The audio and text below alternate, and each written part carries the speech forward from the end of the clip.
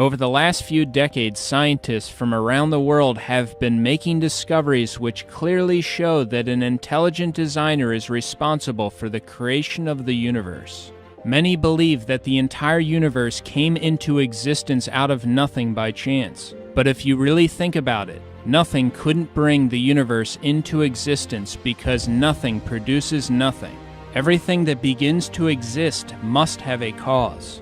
But many believe that to get a solar system like ours with a planet suitable for life like Earth wouldn't be that difficult. However, many scientists disagree and have brought forth overwhelming evidence to support their position. For example, there are many forces in the universe that are precisely balanced that do things such as pull matter together. Without these forces, galaxies, planets, and stars would have never been able to form. Many stars have been observed to expand and contract significantly. They go from very bright to very dim even on a yearly basis. Fortunately for us, however, our star, the Sun, has an amazing stability. It does not expand and contract significantly like many other stars. If our Sun did expand and contract like these other stars, it would be catastrophic to life on Earth. Some stars will actually explode violently into a supernova.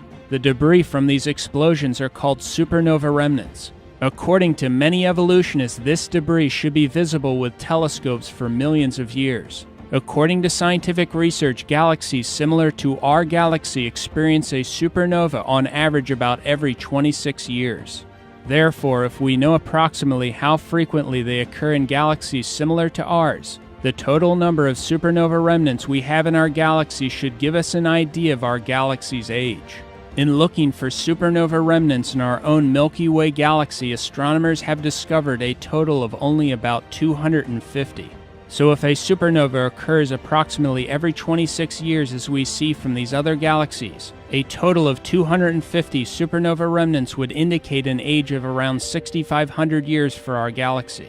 That's almost identical to the Bible's indication of how long our world has existed. Such a small number of supernova remnants points to an extremely young galaxy, definitely not billions or millions of years old, but rather thousands of years old. To put it another way, if evolutionists were correct about the age of the Earth, we would see tens of thousands of supernova remnants in our galaxy, not about 250. In order for us to exist on Earth, our Sun had to be a star with just the right mass and temperature, not too hot or too cold. Our Sun generates a perfect amount of energy for life on Earth. The Sun releases more energy in 1 second than mankind has produced in all of human history. If we were to experience a drop in the Sun's energy by only a few percent, all the oceans would freeze. The Earth is the correct distance from the Sun. If the Earth were slightly closer to the Sun or farther away, it would be too hot or too cold for life to exist. The size of Earth is also right, not too big and not too small. We also fortunately have the right size moon, primarily responsible for regulating the tides on Earth. These are just a few examples from a long list of factors that need to be just right on both the cosmic level and Earth's local level in order to have a planet that could support life. In many cases, if you even slightly altered these precisely balanced factors, life would be impossible on Earth. On Earth, many different forms of life are completely dependent upon each other. Examples are insects and plants such as bees and pollen-bearing plants. If either the plants or bees evolved before the other, they would have not survived. Therefore, they must have come into existence at the same time. The Earth's ocean basins and atmosphere have just the right mixture and balance of gases. If these gases were changed in any way, animal life and vegetation on Earth would die. Evolutionists have no explanation for why the Earth, unlike other planets, has such an incredible amount of water. We also have a planet that is rich in oxygen. If our current 21% oxygen level were just a few percent higher, our atmosphere could become completely unstable and explosive. Earth has a magnetic field. Without this field, the solar wind would blow our atmosphere away. Earth's atmosphere blocks harmful sunlight, while at the same time it allows sunlight that is useful for life. Plants require large amounts of sunlight to exist, and a human being's richest source by far for vitamin D is sunlight. When sunlight hits the skin, vitamin D is produced by the body. A lack of vitamin D has been directly linked to many health problems. The Earth's atmosphere also happens to be transparent. This conveniently allows us to view other planets, stars, and things like eclipses. A total solar eclipse is only possible because the sun is 400 times larger than the moon and is about 400 times farther away from the Earth. The result is that during a total solar eclipse from Earth, the sun and the moon appear to be the same size, creating a perfect match. And it is only because of these total solar eclipses that we have been able to make scientific discoveries that otherwise could have never been made. Evolutionists believe that the sun, earth, and moon formed when our solar system came into existence about 4.5 billion years ago. But the moon is moving farther away from the Earth each year. So if the moon were too far away or too close to the Earth at the time humans existed, observers on Earth would never see the event of a total solar eclipse. Thus, according to evolutionists, the incredible total solar eclipse spectacle could only be seen in a tiny window of time in the solar system's existence.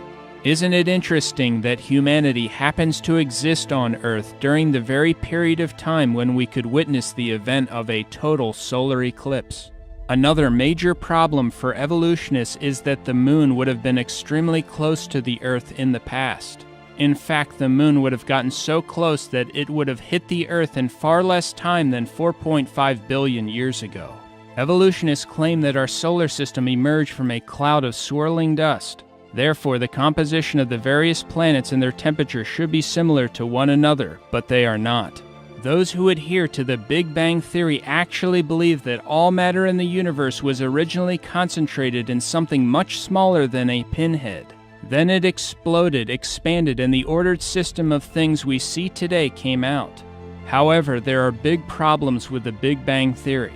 First, if you concentrated all the mass in the universe in that much smaller than a pinhead starting point, there would have been so much gravity there that nothing would be able to escape it. Second, explosions don't produce order, they destroy order.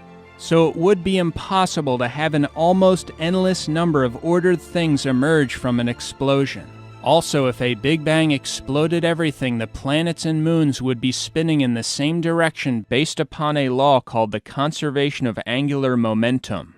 But we have moons and planets spinning both forward and backward. Comets are also estimated by evolutionists to be billions of years old. Comets frequently collide with planets and the sun. Comets are called dirty snowballs because a significant part of a comet is made up of ice. When comets travel in space and move closer to the sun, they begin to lose mass as they are burned up by the sun. Therefore, comets could only last maybe 10,000 years before all of them would be burned up. Interestingly, other things that could only last around 10,000 years are soft tissue, blood cells, and DNA. Yet all these things were recently found in dinosaur bones. This shows that dinosaurs existed thousands of years ago, not 65 million years ago as evolutionists claim. Another huge problem for evolutionists is the Earth's current human population number of 7.3 billion. How long would it take to go from 2 humans to 7.3 billion humans? It actually wouldn't take that long. In recent history, the yearly growth rate average hit its highest mark in 1963 with a growth rate of 2.19%. The world population is currently growing at about 1.14% per year. But if we started with 2 humans, how long would it take to reach our current 7.3 billion humans using, say, a 2% yearly growth rate? The answer is that it would only take about 1,100 years. Since evolutionists believe that we have been on Earth significantly longer than 1,100 years, why don't we have a dramatically higher number of people on Earth? Also, where are all the bones or graves, considering that almost all people throughout history have buried the dead? Some may still try to convince themselves that getting an incredibly special planet like Earth was just an accident, in which everything occurred in exactly the right way. But even if someone believed this, how would life begin on Earth when it is a fact that life can't come from non-life? All living things on Earth are made up of cells, so what are the chances that even a first cell could have accidentally formed? About 150 years ago, when Charles Darwin was alive, the cell was considered to be something like a simple, unsophisticated microscopic blob of jello. As a result of recent discoveries, however, we now know just how amazingly complex these extraordinarily small cells are. The adult human body contains 100 trillion cells of various sizes. 10,000 average-size human cells could fit on the head of a pin, and every single cell contains information equivalent to about 4,000 books. The information for all the cells in one adult in book form would completely fill the Grand Canyon more than 75 times. The cell is similar to a supercomputer but microscopic in size. The cell could also be viewed as an amazingly miniature city, with an elaborate network of connected assembly lines with numerous molecular protein machines carrying out different tasks which make the cell work. For example, in the cell there are little molecular trucks that travel over microscopic highway-like structures carrying materials around the cell. One example of a molecular machine in the cell is the flagellar motor that some bacteria use to swim. It is a molecular rotary motor that has a whip-like tail that can operate at up to 100,000 revolutions per minute. This is a picture of the flagellar motor magnified more than 50,000 times. It is 1/100,000th of an inch long. 8 million of these tiny motors would fit inside the cross-section of a human hair. You can see the details of its construction. It is made up of 30 different protein parts. It looks like it was designed by an engineer. The flagellar motor is extremely similar to an electric motor. Rotating forward and backward, the flagellar motor drives a bacterium through extremely sticky liquid conditions. As a result of the flagellar motor, a bacterium's top swimming speed is estimated to be the same as a human swimming at 60 miles per hour. If that doesn't sound impressive to you, consider that the fastest swimming speed of a human ever recorded was about 5.5 miles per hour. Thus, the bacterium using the flagellar motor can move about 11 times faster than the fastest human swimmer ever recorded. All 30 distinct parts of the flagellar motor are essential. So if you remove one of the parts, it will not work at all, and the bacterium will die. The flagellar motor is similar to a mousetrap. For a mousetrap to work, you need all the different parts, and if you remove one of the parts of the trap won't work at all. The construction process of the flagellar motor requires all 30 different interacting parts to be assembled correctly and placed at the proper locations at the proper time. The construction process also requires instructions, translation, and feedback within the cell at both the beginning and end of the process. If all this does not happen, these amazingly tiny machines or their various individual parts will not be built or assembled correctly. But how would these numerous microscopic machines or parts know where to go and how to build things correctly in an evolutionary system? They wouldn't. It would be impossible. These facts refute and eliminate Darwinian evolution, which is, by definition, a blind, undirected process without either plan or purpose. Cells are mostly made up of proteins. A typical cell uses thousands of different kinds of proteins. To get even the simplest cell would take at least 600 different protein molecules. Proteins are made of amino acids. A single functioning protein is typically made from a chain of between 50 to 1,000 amino acids. Some proteins require a chain of thousands of properly sequenced amino acids. Every time a new amino acid is joined to a chain, it must form a chemical bond called a peptide bond in order to successfully join with the other amino acids in the chain. Left-handed and right-handed amino acids are produced with about the same frequency, but only left-handed amino acids can be selected for use in a chain to make a protein. Evolutionists do not have any idea why proteins only use left-handed amino acids. Every amino acid in the long chain also has to be a specific amino acid. There are 20 different types that can be selected, and they need to be placed in the correct order in the chain in order to form a protein. The amino acids are placed in the exact right order because of a molecule in the cell called DNA. DNA could be described as a master blueprint, information code, or special language that uses a 4-letter chemical alphabet. The chemical letters or code in DNA are the set of instructions for the cell's machines on how to correctly assemble amino acids in chains to build proteins. If the DNA is not present from the very beginning, the amino acids will not be correctly selected and placed in the proper order. As a result, a protein will never form and the cell will not survive. DNA can't function without at least 75 pre-existing proteins, but proteins are produced only by DNA. Since each needs the other, they must have come into existence at the exact same time by God. This fact eliminates evolution. A DNA fiber is only about 2/millionths of a millimeter thick. While DNA is not thick and is incredibly small, it is extremely long when uncoiled.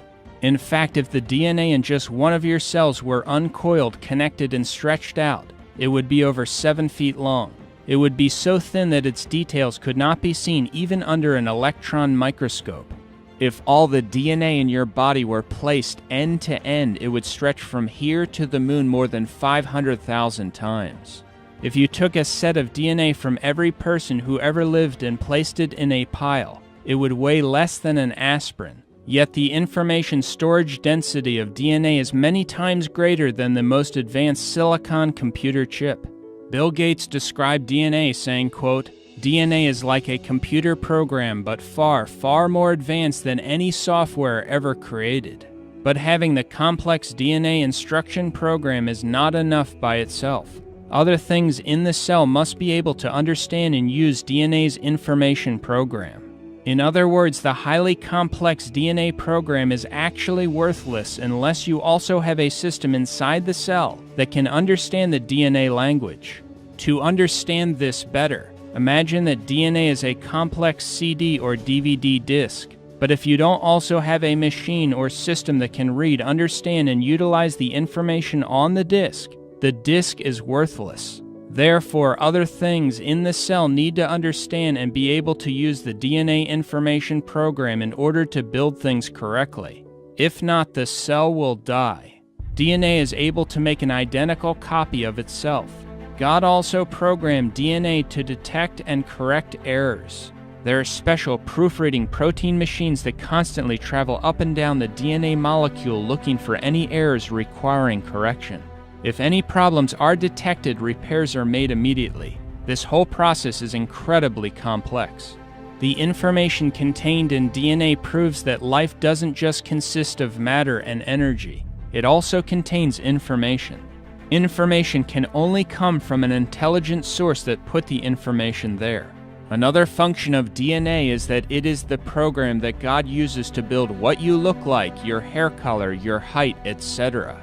As mentioned earlier, each adult human body has about 100 trillion cells, but at your conception you were only one cell. Incredibly, you began your existence no larger than the head of a pin.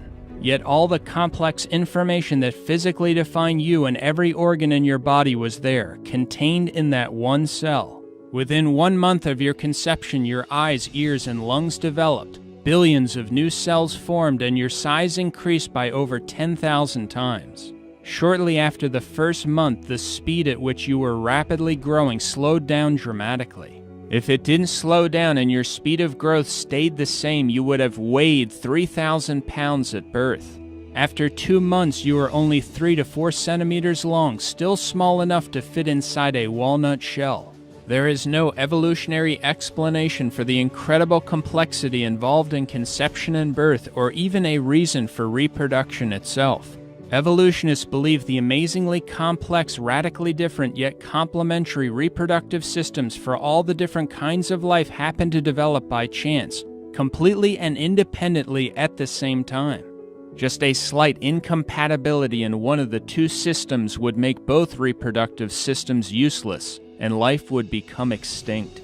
Also, how would reproduction have happened in the beginning if there only had been a male and not a female? How would reproduction occur without reproductive systems or organs before they, quote, evolved? According to evolutionists, humans evolved from land creatures which evolved from fish. But how would the first fish make it onto land and survive out of the water? How did the animals and human beings survive without having organs, limbs, and other things critical to life as these things were, quote, evolving? Also, not one transitional fossil has ever been discovered that shows one kind of animal evolving into another kind of animal.